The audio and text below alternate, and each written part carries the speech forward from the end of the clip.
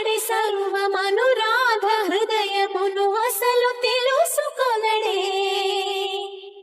పెదవి ఉనికి నిందుకనో వయసు ఉనికి దేనికనో కాలమాగి నిందుకనో అడుగు పడదు దేనికనో నీ పిల్లన గ్రోవి సవ్వడి వెనకాసిలేపోదా తండ్రి రాధాకృష్ణ రావా రావా కోరింది నీ రాక వేచింది నువ్వు లేక